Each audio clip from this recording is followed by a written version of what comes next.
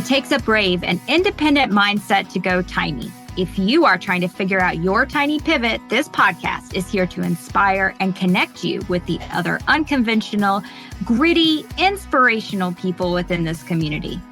I am Laura Lynch, your tiny house friend and host. On this show, we are always going to come back to money because as a financial planner, this is the question I hear the most. How do I make this work for me financially? Well, that's my jam, so jump in, let's go. New episodes drop every Thursday. Well, Jordan Liberata, welcome to Less House, More Moolah podcast. Super excited to have this conversation with you today about placing a tiny home on land. So welcome. Yeah, thanks so much, Laura. It's really great to be here. Appreciate you having me. Yeah. So for listeners listening on the podcast, in case you have a chance to jump over to YouTube, I have moved my studio to my tiny house loft, which is kind of an interesting look. So you should check it out on YouTube. But anyway, Jordan, would you please introduce yourself and share with us how you became so passionate about tiny homes? Yes, absolutely. So I am a tiny house author. So I've written a few books about tiny houses. I love tiny houses. I'm very excited about tiny houses, and I really see them as a great tool for people to achieve what they want to achieve. My tiny house journey kind of began 6 maybe 7 years ago, when I stayed in an Airbnb that was a tiny house, and it was this off-grid kind of, garage door opening little cabin in the woods with a porta potty, a very nice one, a really nice porta potty, the nicest I've ever seen. Um, and it was so nice. I mean, it had no address. It just was so minimal, connected to nature, um, and I just loved it. And it kind of excited me about, oh, maybe bigger is not better. Maybe maybe it can just be simple. Simple's good. So I proceeded to really get interested in tiny houses from there and start learning about them, reading about them, watching shows about them. I think most people who have engaged with tiny houses probably have done it through shows, at least primarily because they're very cool. You watch these shows and like, wow, that's such a pretty little cute tiny house. Um, and I did that too. And then I got to a point where I said, well, how do I go from here to actually living in one? What does that look like? And because there's a lot of content that's about pictures, that's about seeing people's finished tiny houses, but you have no idea how it got there or what they did to build it. Um, and so I decided, okay, I'm going to learn this for myself, and the outcome of that was I took all of this research. I tend to get a little, shall we say, I like to go down the rabbit hole. So I got really into this, and I read a lot. I talked to a lot of people, um, and realized, I think there's a need for some of this content to be organized. I've done all this research, so I took that and I put it into 3 different books that help people understand tiny houses and build tiny houses on wheels, and then, like we're here to talk about today, deal with land and also finances in my 3rd book. So, yeah, it's been really fun. I mean, I've learned a ton about tiny houses and, more importantly, met a lot of cool people. So, yeah, I love tiny houses. Yeah, I think that's awesome because anytime there's a new thing out, right, there's a lot of content or a lot of talk or a lot of ideas or a lot of photos, right? But the actual synthesizing of the information in a way that is digestible and usable is, especially in this tiny house world, since a lot has changed in not that long of a time. I'm sure that that's a really valuable product for folks, your books, the ability to kind of bring all of the interwebs together into concise and vetted information that can help people actually practically accomplish what they want to. Yeah, exactly. I mean, practical is really the key word there. I think, there's a lot of tiny house content that is great. I mean, there's tons of great content, but a lot of it is oriented towards, hey, I'm selling a tiny house, or I'm building tiny houses, or I have cool pictures of tiny houses. and at a certain point, you need to get into the a little bit more tedious, boring stuff. So, that stuff's really important. So the practical aspect and just kind of clear advice of what makes the most sense. So yes, 100% with you, Laura. Yeah, so you've covered three topics in your books. Tell us about the scope and process of your research. It sounds like you're kind of nerdy in this regard. And Yes. so I'd love to hear how you kind of gathered and, streamlined and, organized and kind of what that looked like through your research process. Yeah, for sure. So, um, yes, I am a little nerdy. I studied engineering, and I'm a trained technical writer. Um, and my background, most of my career has been spent in technical communication. So I kind of have this mix of really being able to understand complicated things, but then communicate them to people. That's really been my career. So I was able to apply this to tiny houses as well. Um, as far as the scope, it was really all about okay, day zero, some or day one, whatever. Somebody is at I don't even know what a tiny house is, and you know the end goal being I now live in a tiny house. So how do we get from A to B, right? How do we get from 0 to 100? And that was kind of the scope. So the scope was really what are the problems that people are facing that are preventing this process. So obviously the first one is, well, what are tiny houses in the first place? You know, what are they? Why do people live in them? Why are they such a trend? Because there's a million reasons people could be interested in tiny houses, personally or just in general. So let's just introduce that, right? Um, and then it's, well, I got to be able to build one. I got to be able to place one. I got to be able to afford one. Uh, I got to do all this legally. How do I do this? So the scope was very much that practicality. How do we solve some problems for people? Um, and my process started with just a massive amount of reading and reading blogs. There are tons of good tiny house blogs. There's tiny house industry associations. There's advocacy groups. There's great Facebook groups. I got involved in all this, so I just kind of embedded myself in the tiny house world and said, what's going on here? Let me figure it out. And of course, plenty of YouTube videos too, right? There's still the videos, people, building tiny houses, or hey, this is how you install a shower stall in a corner. How do you do it, right? That kind of stuff too. So tons and tons of content, and luckily I have a good background in understanding how to filter good content from not so good content. So understanding, okay, this is legitimate. This is maybe just one person's experience, which has tons of merit, but there might be a caveat to, for example, if you build a tiny house in, let's say, Texas, the insulation you use is quite different than that of a tiny house in Seattle. So how do we figure out those differences, right? Anecdotally. So so my process was first just amassing this information and figuring out where's the good content. Um, and then it was, let's organize this content in a way that's practical for people, regardless of why they're going to tiny houses, right? That's a key thing here. And a beautiful thing about the tiny house world, there's a million reasons people do this. People are doing it for financial reasons. They're doing it for sustainability reasons. They're doing it to get off grid. They're doing it because they want to be connected to nature, or they want to be mobile. There's so many different backgrounds.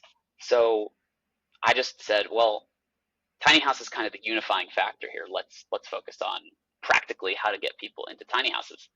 And that was kind of the result of the research, was putting together these books.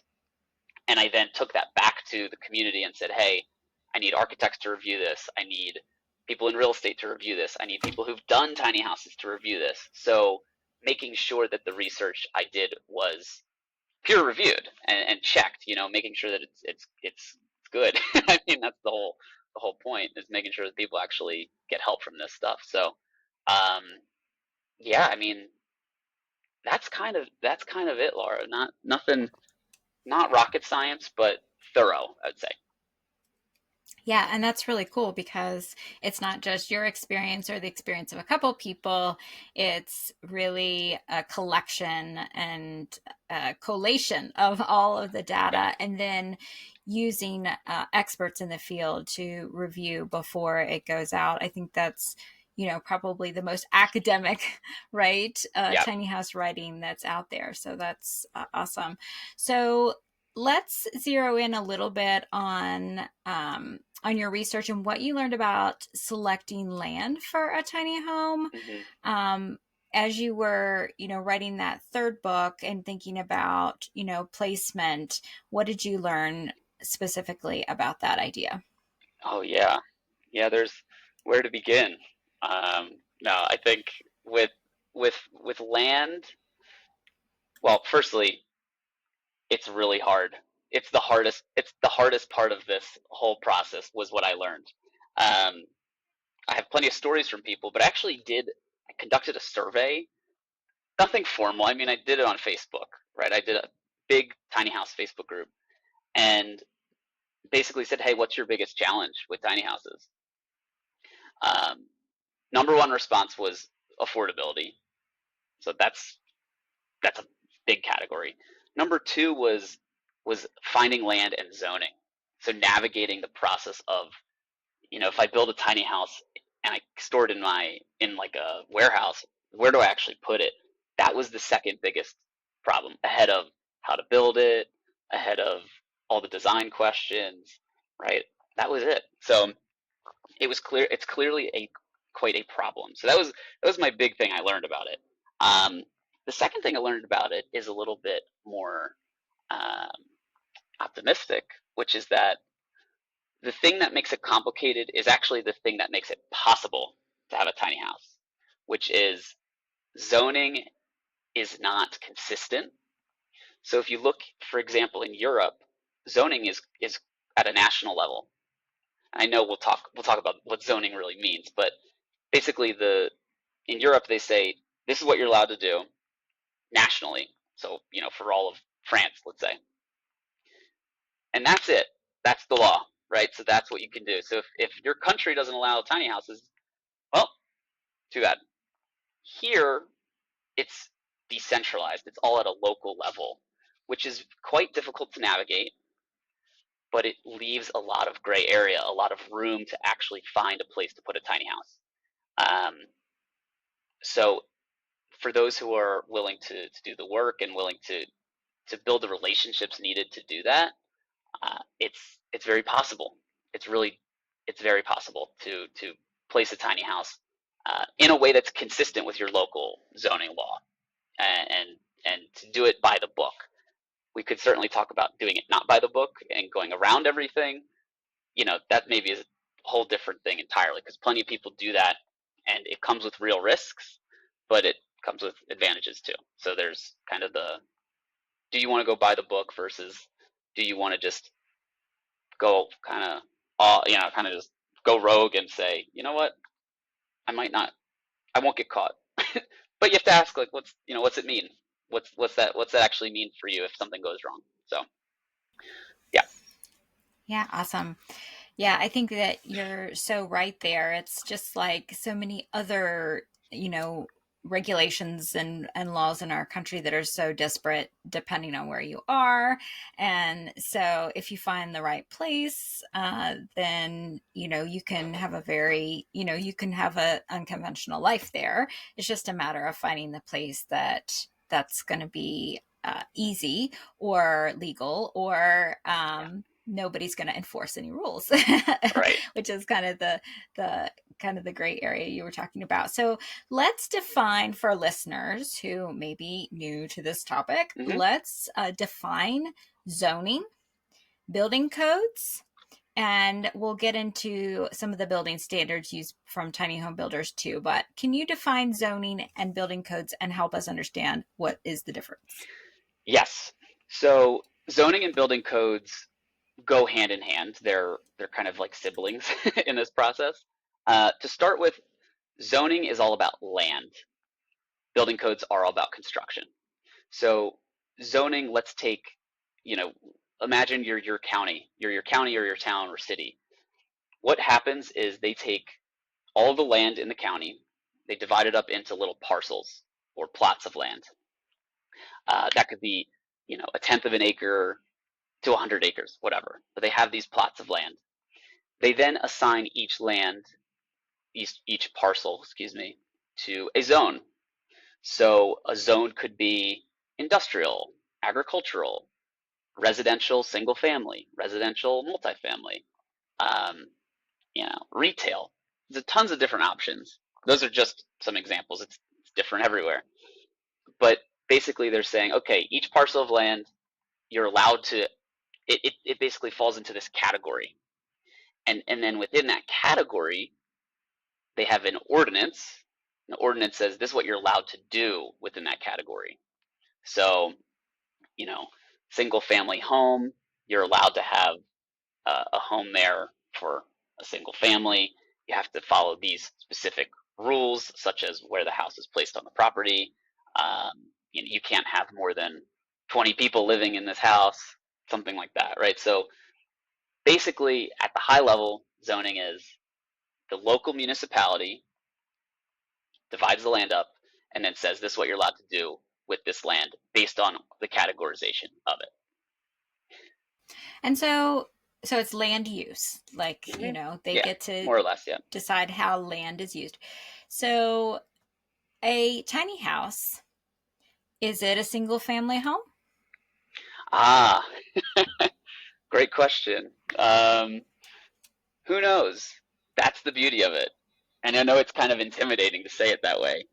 Who knows, right? A lot of zoning ordinances, if you look at the majority of them, they don't refer to tiny houses. Some do, right? You will find some that do.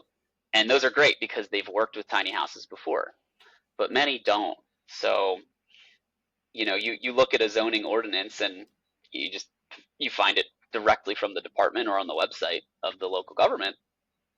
And the zoning ordinance is going to have a list of things. You've got your duplex, dormitories, you have your bed and breakfast, you have your townhouse, you have just a single home, standalone. All these categories. Well, tiny house isn't there.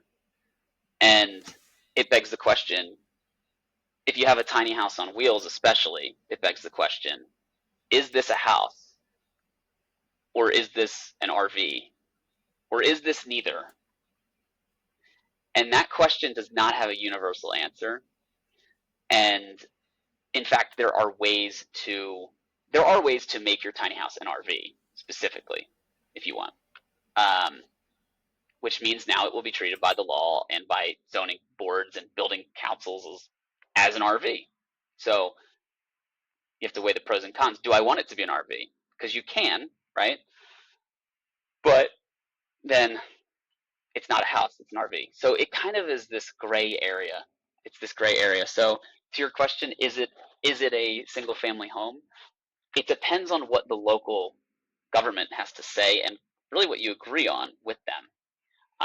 And something I harp on with people is that it's really important to work with them, not against them.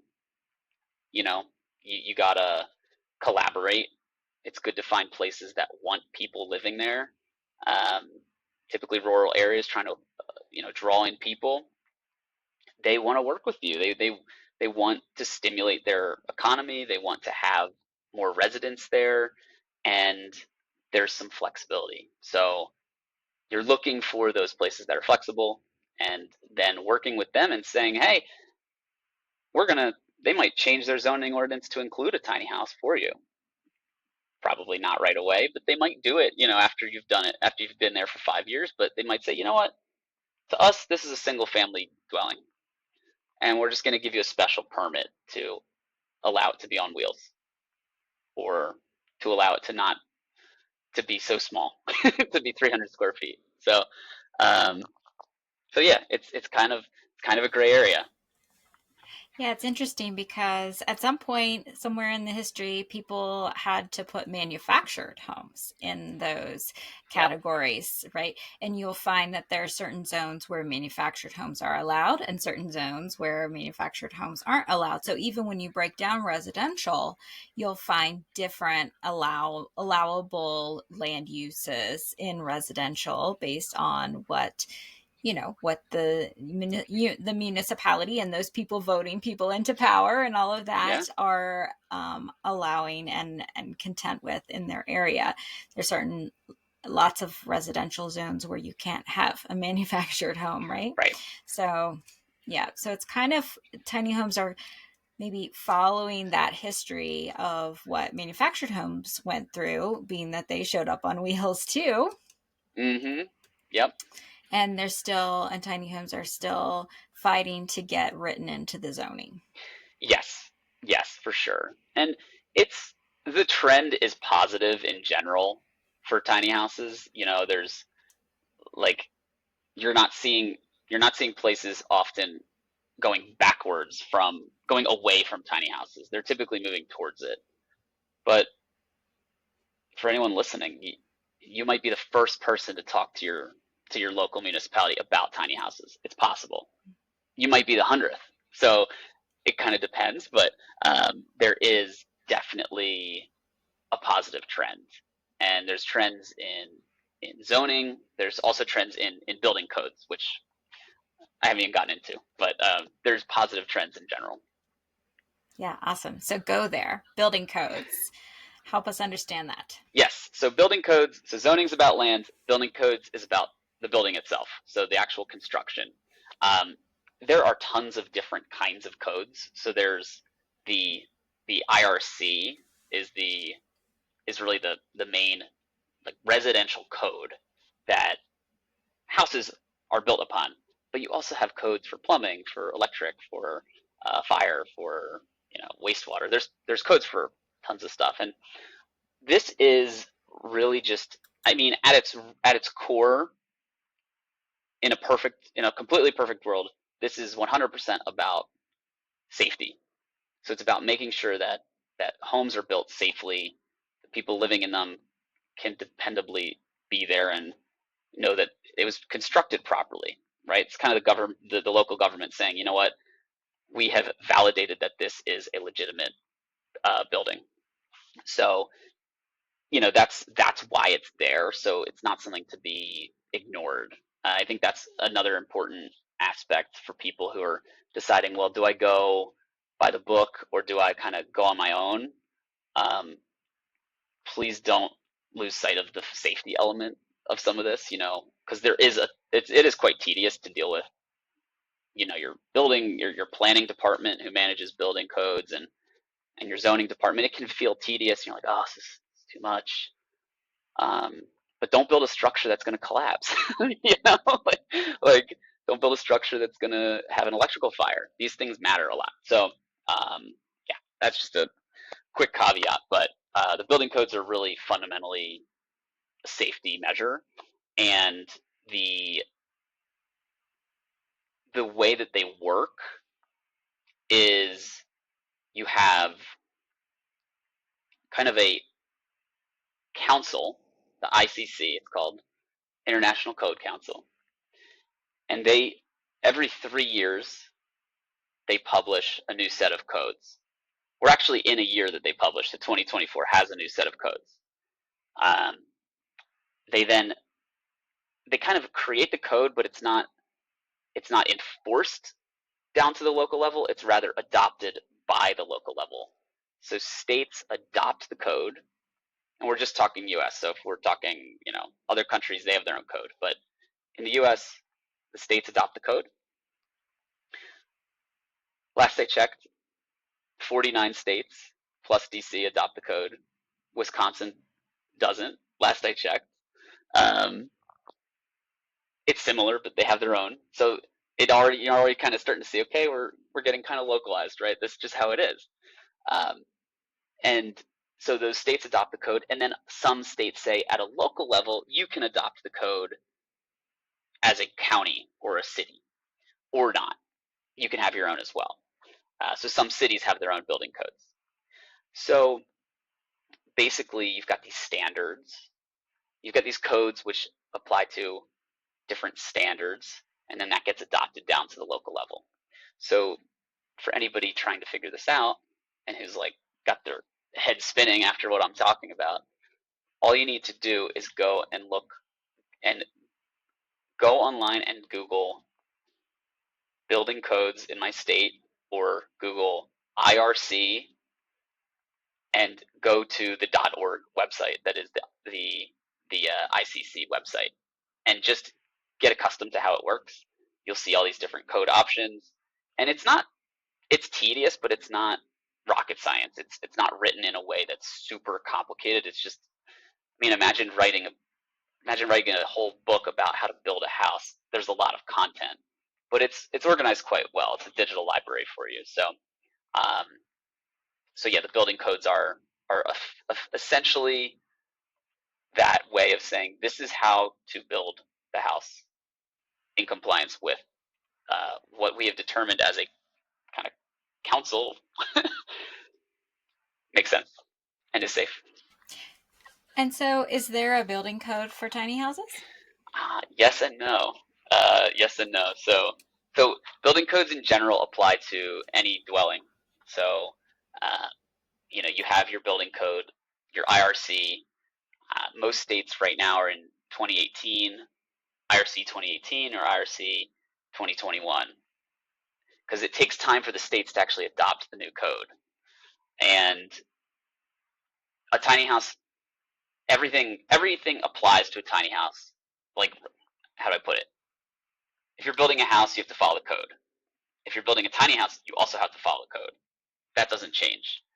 Um, Now, if you're going to do the RV route, that's a different story. RV has its own set of standards, so you're going to go the RV standard route. But let's say you're going the house route. If you're going to build a house, small or otherwise, it has code. But starting in 2018, the codes had a some relaxation for tiny houses, and in 2018 it was called Appendix Q. So that allowed for tiny houses on wheels, specifically on wheels, to have relaxation. A good example: um, you're sitting in your loft, Laura, right? Yes. So Yes. typically in a standard tiny house, in a standard home, a non-tiny house, there's a minimum height from floor to ceiling of a floor, whether it's a loft or otherwise. Well, that's not practical in a tiny house. So Appendix Q said, well, you know what? It's okay. It's actually not a big deal we don't if we don't have a full floor. If we have kind of a half of the floor, it's okay. If if this dwelling is 400 square feet or less, that's the key. Don't go building your tiny house 410 square feet because it's not a tiny house now. So 400 square feet or less, then it's okay. We can have a loft, and we can have the skylight function as an egress window for fire escape. There's some relaxation, and the whole idea is some pioneers in the tiny house industry said we've got to get this legal. People need to be able to live this way. They want to, but also, I mean, it's societally speaking, we need people to be able to live in a more affordable manner. This is a great tool to do it. We've got to be able to loosen this. And they brought it forward to the ICC, and they said, yeah, yeah, this is a good idea. And since then, this is the great thing. This is really exciting. Since then, it's improved, and it keeps improving. And we are moving now towards having full code for 2027 on how to build a tiny house on wheels properly with the chassis and the trailer and everything. How is that done properly? And that's really exciting because tiny house on wheels is, I think, what we all think of as a tiny house when we first envision one, but also it has so much flexibility. It's so usable. Um, so like I said before, things are really moving in a great direction, and yeah, yeah. So for tiny houses, You got to look at the appendix for the code that your municipality has adopted. Yeah, so I volunteer with the Tiny Home Industry Association on the resource map, which maps out across the United States the different zoning the different zoning details and the building codes both. And it is intensely, to your point, because it's jurisdiction by jurisdiction, municipality by municipality, it is really, really complex Yeah. to stay up to date with what is going on with different adoptions. In 2021 it was appendix AQ, Yep. right? Now Yep. it's And BB. so 2024, I think it's yeah. BB. Yeah. Yeah, so really, really interesting. Stairs being another Hmm. one that gets some loosened. The riser heights get a little bit in the tread the depths. So interesting. My tiny house that I'm in was built largely to electrical code, in that Eric, my husband, is an electrician. And so certainly safety was really important. Likewise, the plumbing, very much to code. But yeah, the loft height, right? I'm sitting in it right now. And if I am a little taller, right, I'm hitting my Yep. head. And, we have sort of a ladder coming up here. And definitely you have to make some modifications in order to fit into that small Yeah. space if you're going to, have anything other than, just one floor or what have you. Lots of different, things that have to be loosened. On Less House More Mola, we hear so many stories of people living unconventional lives. Each of them is literally building their alt American dream. Are you tired of putting your dreams on hold because of money? Well, let's fix it. I have a two-part offering that is here to help you. First, I'm going to give you access to my financial freedom calculator so that you'll understand your numbers and have a tangible starting point. This is free. And then, second, we'll book a session to figure out your finances so that you can live your alt American dream as soon as possible. This is paid. Why am I giving you something for free? Because I'm passionate about empowering people to choose an unconventional path. So let's work together to figure out money so that you will know that you've officially taken action on your plans. This offering is for you if you're unsure of your cost of living or how much savings you might need. You don't know what money move to make next. You dream of an unconventional life built on your terms. You're seeking a permanent solution and not a one time motivational boost. You want to learn about money from someone who shares your interest in breaking away from the norm. So, what do you think? Are you tired of starting sentences with someday when I? Then go to altamericandream.com and get the financial freedom calculator. So, thanks for that explanation, Jordan. I think that was really concise and helpful for folks that are navigating this world for the first time. I guess, I kind of live it every day or hear about it all the time. And so it is kind of somewhat less confusing for me. But for most people, they don't know what their property is zoned or what the building codes were that were used when their home was built, and they don't know the difference. So I think that was really helpful. So if someone is out there thinking about going tiny and thinking about putting on land, what might they want to look for in terms of a Hmm. place related to the zoning and building Sure. codes? So when placing the tiny house, you're really looking at zoning more so than code, right? Because wherever you place it, you're going to have to adhere to code. Um, if you're mobile, that's a different story. But as far as finding a proper place for it, your first step is really go to your local jurisdiction's website. Try to find the zoning map, which is often just a PDF. Sometimes, if you're lucky, it's an interactive live map, GIS it's called.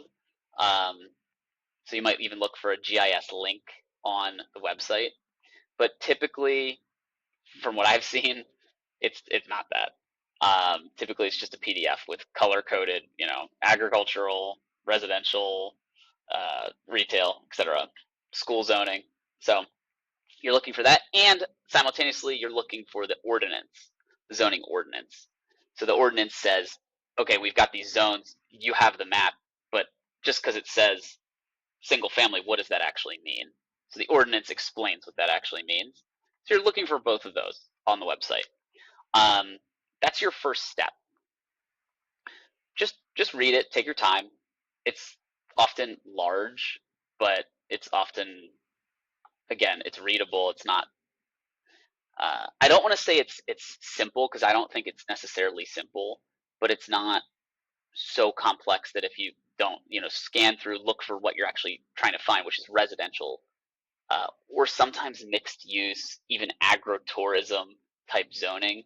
Those categories are where you're going to really find your information. Um, and if you're looking for building a tiny house community, you might even be looking more in a multifamily or in hotel zoning or campground zoning. So it's not there's not a series of numbers and letters for this. It's usually explained in English. It says zoning, residential, multifamily, residential, single family, residential, tiny house. If you're super lucky, you're probably not going to see that, but you might. So you just look for that residential zoning and read it. Read what it says. Typically you're going to have three different things per zone. You're going to have what is permitted, what is not permitted, and what is special or conditional permission. So that means you could do it if the zoning council board team says yes. Um, and that's usually what you're actually looking for. Because unless you're going to a place that says, hey, tiny houses, come on in, we want you, we already do this, it's fine. Unless you're looking for that, or unless you find a place like that, you're going to want to find a place that says, "Hey, we might take this. This would be good. We have some gray area. We want to work with you." It won't say tiny house necessarily. It might, but just say, "Hey, single family, um, alternative use, special or conditional permit," or another one that's super common and certainly uh, some listeners might be looking at is the ADU. So that means accessory dwelling unit. Basically, you have a house on a foundation, a traditional home, and you want to put a tiny house in the backyard. That's the accessory dwelling unit. That's the ADU. Most zoning ordinances have language around that specific situation of having an ADU. So you're just reading through this and trying to understand, okay, what are the rules? What are the things that I might be able to do? What are the things I know I can't do? Uh, and you're going to take that information and you're going to file it away and say, okay, cool, I know this. Now is where it's important to actually have the conversation with the local zoning committee or board. I keep changing the words, it can be whatever, with the local zoning board. So this is where it's really important because you don't really want to leave it up to chance, especially if you're buying land. You don't want to buy land and then say, well, I could get a special permit. I'll be okay. And then they say, no, no, we don't do tiny houses. Or we changed our mind. You really, if you can, you want to get it in writing that they're going to work with you. At the very least, you want to build a relationship with them so that you know that there is going to be an opportunity to get the um, to get the permits that you need to be doing this properly. So that's really the way, if you're going about it the way of, I want to have my own land that I own or I lease, and I put this tiny house on it. Um, the other route is more, all right, I am just going to take my chances and not do that. Um, Typically, if you're doing that, you're not buying land, most likely. Um, you're probably making an agreement with a farmer or making an agreement with somebody who owns land zoned for hunting. Even, I don't know if that's a good idea, given given what hunting means. You'll have people shooting around you, but um, you're just making a deal kind of off the books and saying, okay, I'm just gonna live here, and if I have a tiny house on wheels and a pickup truck, and I get kicked out, then I can leave. Um, and there are certainly plenty of people who do that, or who do something in the middle where they say, I'm gonna live here permanently and take my chances. Um, as you can probably tell by how I'm talking, I don't love this approach, but at the same time, a lot of people make this decision because it's really, especially in the past, it's felt really necessary, and is fundamentally, it's easier. It's not lower risk, but it is easier because you don't have to deal with any of this stuff. Um, but there are horror stories out there to consider if you do that. So I mean, I remember talking to somebody who lived, she had lived on land for a couple of years, and she basically had a neighbor complain to the local, I think zoning, it was either zoning or planning department, and said, hey, there's this tiny house, I don't like it. And that's how it starts usually. They said, yeah, okay, we'll check it out. They came by, they said, you didn't get our permission to do this. And then it started this whole, almost like, not an actual lawsuit, but a whole scenario between her and the local government, where she's already on their bad side because she didn't get permission, and now she has to go through the challenges of, and the money of remediating the situation. Um, so she did get it resolved, which is really nice. But it's just something it's something to consider. So yeah, when going by the book or not. What about ag zoning? How is that a little bit more easy to deal Hmm. with? Or what are your thoughts on ag zoning? Yeah, ag zoning can work. Agricultural, if you, for one, zoning can change, so that's something to consider. You could say I found a plot of land, it's agricultural zoned, but I think this is great for residential. Why not? Or it's agricultural zoned, but they're saying you can have a house here because think of your typical farm. It has a house, it has a barn, it has crops, right? So you can work within that too. You can work within that too.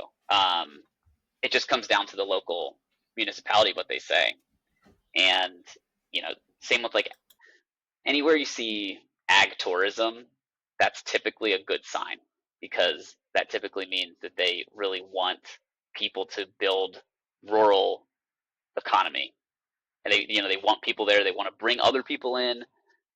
You might have some. I heard another story of somebody who had a they did the ag tourism route, and they were required to have some sort of public facing um, service or attraction. So they made like a little petting zoo with goats, basically, so they could live there. That was they were primarily living there because they wanted to live there in their tiny house, but they needed to have this public facing thing, and so they had this little business on the side that gave them the permission to do it. So get creative. I mean, look at the different zoning, look at the maps. Agricultural can work. Um, you might be able to convince them to change the zoning or the zoning mapping. That does happen. I mean, every time you see a development company change like old warehouses into apartments, that's a change of zoning. So it happens all the time. Um, the key is to be creative and to work with them, collaborate. So, most of the folks listening to this, if they go tiny, they're probably going to buy a tiny home either from someone who has one or from a builder. So, in terms of going back to building codes, which, of course, as you described, governs the construction Yep. of the living space. So, how do we know or pick a builder that's actually going to build codes that comply with the rules in the jurisdiction in which we perhaps want to buy land and park our tiny house? How would we know how to Yeah. navigate that. Yeah, that can be challenging. I think first and foremost, um, just because a house is smaller doesn't make it easier to build.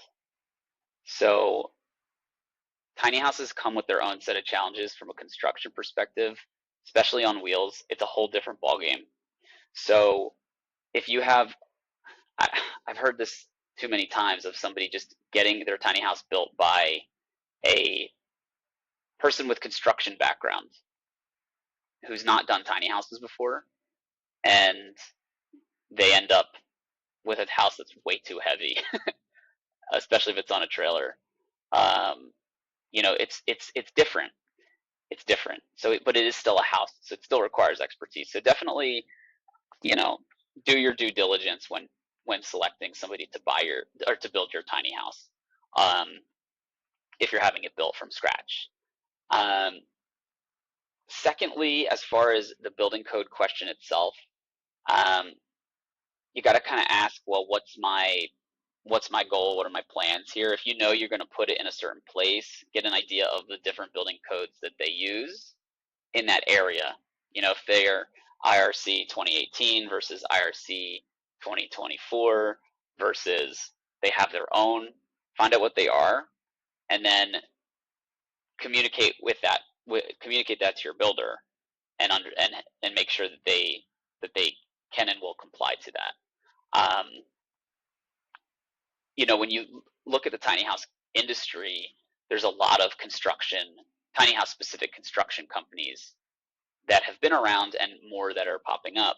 Um, so they are very tuned in. They are very much part of those tiny house industry associations, or the Tiny House Industry Association, but also Tiny House Alliance. They're part of these groups, these advocacy groups. So they're tied in. So you should consult with them, talk to them, and make sure everybody's on the same page.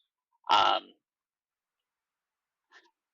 unfortunately, there's no like catch-all. I wish there was this catch-all. This is exactly what I need for my land. This is exactly what I need for my building. Everything just, I could do a quick Google search or ask ChatGPT, and it'll tell me exactly what I need.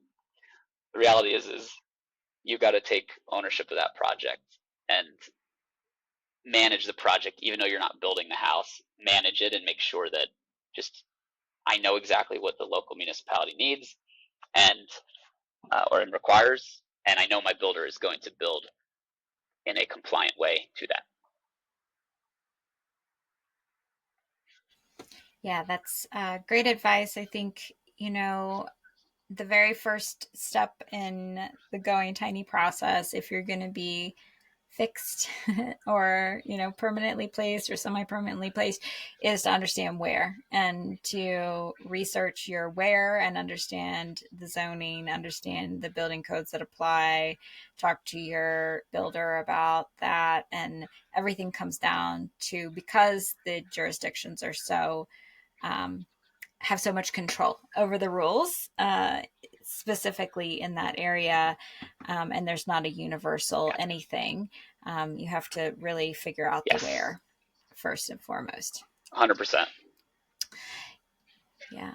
So let's talk about some of the typical problems that you have seen. You mentioned kind of building the house too heavy, or, some other or having a neighbor complain. What are some other challenges that you have seen with people trying to put their tiny homes on land? Yeah.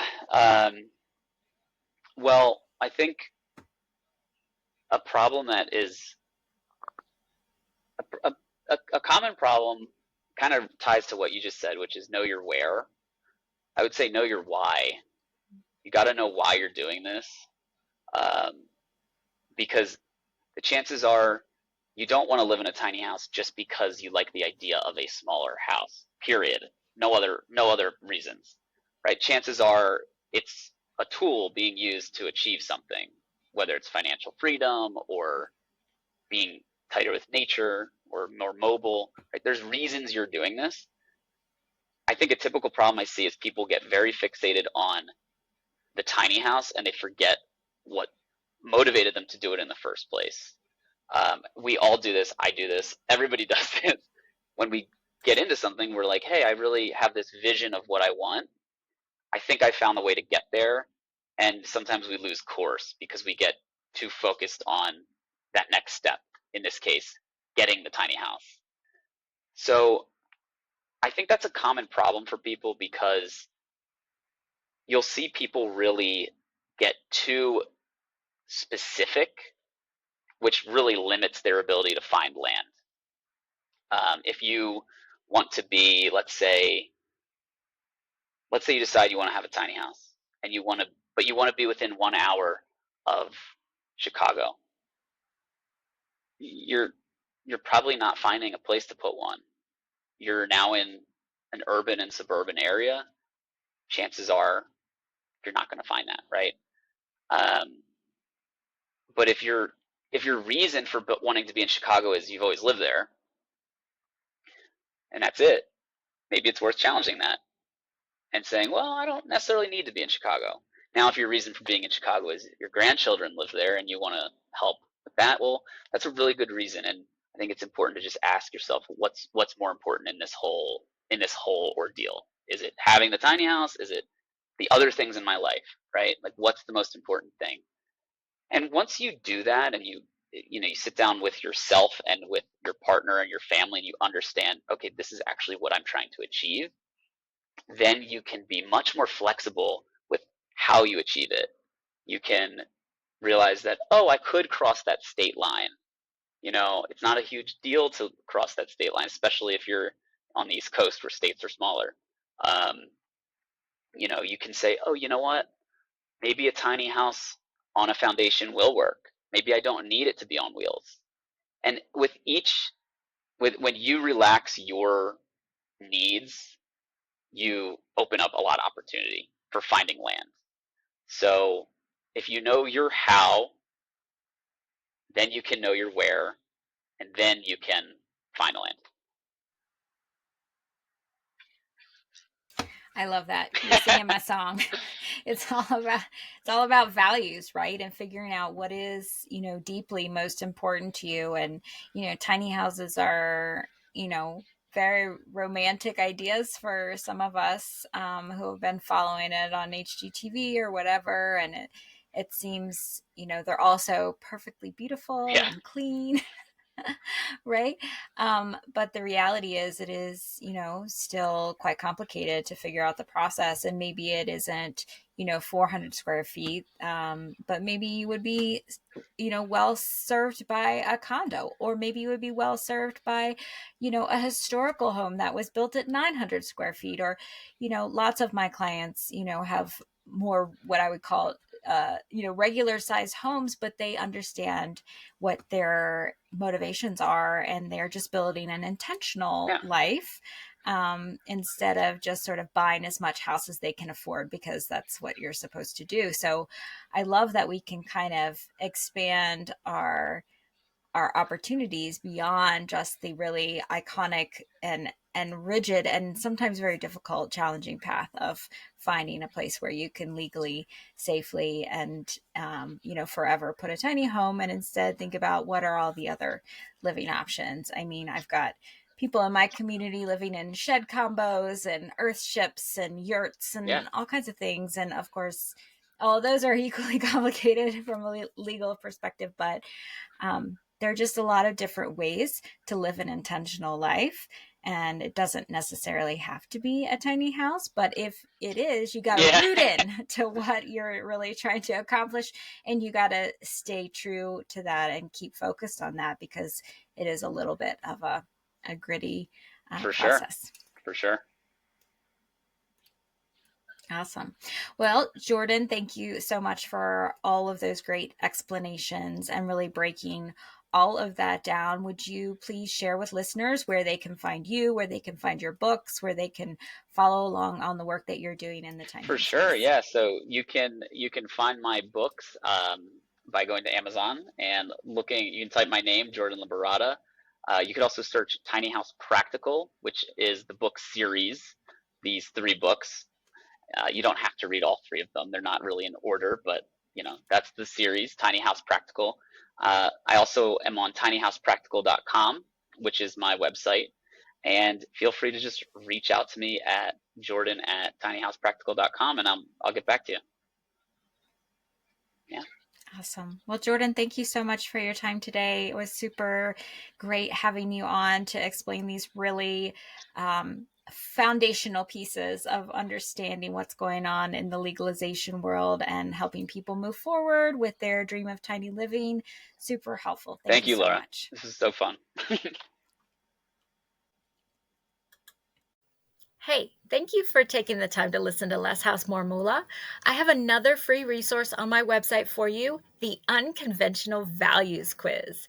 In just 2 minutes, you can pinpoint your style of freedom seeker, security guardian, adventure enthusiast, or community builder. Check it out at thetinyhouseadvisor.com. And one more thing.